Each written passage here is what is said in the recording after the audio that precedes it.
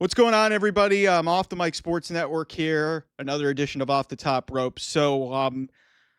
We have now gotten to, I guess you could say, the quarterfinals, we're going to almost be at the quarterfinals because we are going to have a couple matches on SmackDown. I think Carmelo Hayes is facing Bronson Reed and Penta is facing Finn Balor. But listen, I'll say I've got my quibbles about like this John Cena tournament and this the last time is now tournament. I see where they're going with this. More than likely, Gunther's going to win. I would like to have seen brackets, but we're not doing it that way. Whatever, WWE's going to fly by the seat of their pants. Who cares? One thing I do need to say, what they have done with the surprises has genuinely been awesome. And for those who are mad about Dolph Ziggler and Zack Ryder being the two mystery entrants in this tournament, some people were saying Joe Hendry, Jeff Hardy. Some foolish people were hoping that Edge would be in this tournament. I don't know what the fuck you guys were watching. Edge works for another company. It was not happening. It sucks, but it's not happening. But there was a promo, and I talked about it here on this channel back in June. Honestly, one of the better SmackDown segments that they did, the reverse pipe bomb, as I call it.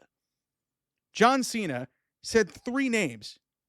John Cena said three names in that promo by their government names.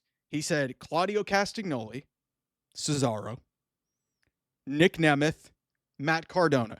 Nick Nemeth, Dolph Ziggler, Matt Cardona, Zack Ryder.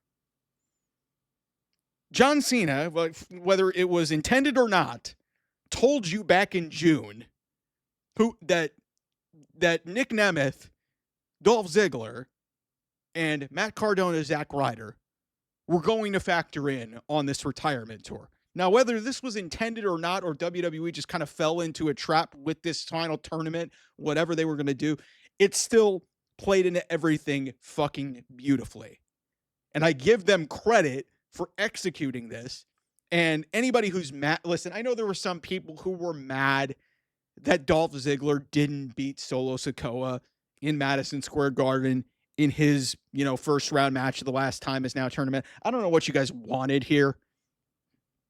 WWE was not going to put over a TNA guy over a WWE guy. Now, would this have landed a little bit better had it not been Solo Sikoa in that spot? Probably. Like, nobody's complaining about Matt Cardona, Zack Ryder losing to LA Knight because LA Knight belongs in the tournament. The fuck is Solo Sikoa done? I like what Solo's done, really since, getting away from the bloodline, but now he's still doing the MFT stuff. Like, what the fuck is Solo Sikoa done, really in the last few months to warrant being in this tournament? So the fact that not only was he in this tournament, but he beat Dolph Ziggler, who I freaking love, by the way. I love Nick Nemeth. Cleveland guy, went to Kent State, amateur wrestler, one of the more underappreciated professional wrestlers of the last 10, 15, 20 years. Guy is a fucking workhorse. So to see him back, and by the way, here to show the world, that is a banger of an entrance theme. Anytime that song hit in the last decade or so, I would pop for it. So when I heard it tonight, and I heard the pop, it was a wonderful, wonderful moment. When Zack Ryder's music hit on Friday, that was great. I think this is what made the tournament really hit for me. And, we know the ending that we're going to get. I'll give credit to Javon Evans. That was another sign of why this tournament is happening. I hope that Carmelo Hayes gets a decent showing in this tournament as well, because he deserves it. But the reality is we all know what this ending is going to be. And some people are going to be happy about it. Some people are going to be, not happy about it. A lot of people that I know personally are not big fans of Gunther. He's not for them. Gunther is a different type of performer. But WWE is all in on making this guy the Terminator and basically effectively making him the final boss, even though The Rock has that moniker to him. That's what Gunther's become. He already retired Goldberg, and nobody really cares about that. So if he retires John Cena at the end of this year on 2 Saturday nights main events, it's going to be a big notch in his belt, and that's probably where they're going with this. That may not make a lot of people happy, but hey, this is basically the way this whole thing has been going for most of the year. So, but I will say, in terms of execution, like I know people wanted to see these guys, but if you're gonna, have some sort of surprises, don't force Joe Hendry into this. Don't force, people into this that have no bearing. Some people wanted Obafemi to be in this. Some people wanted, I mean, I'm sure I saw somebody say that they wanted Trick Williams in this. Guys, the reality is those guys are probably going to be on John Cena's final show. And I hope that Javon Evans is, because he deserves it. That was a hell of a showing from that young man. 21 years old, goes into Madison Square Garden against one of the best wrestlers in the world in Gunther and does a great job like that. Are you kidding me? But also what this tournament signified is going back into the past. Yeah, I'm a little bit disappointed that, Jey Uso beat Miz. I get it. Jey Uso's more over, but Jey Uso really doesn't have any bearing. He's not going to win this tournament to begin with. And Miz has more history with him. And Miz is actually signed to the company. Dolph Ziggler and Zack Ryder are not.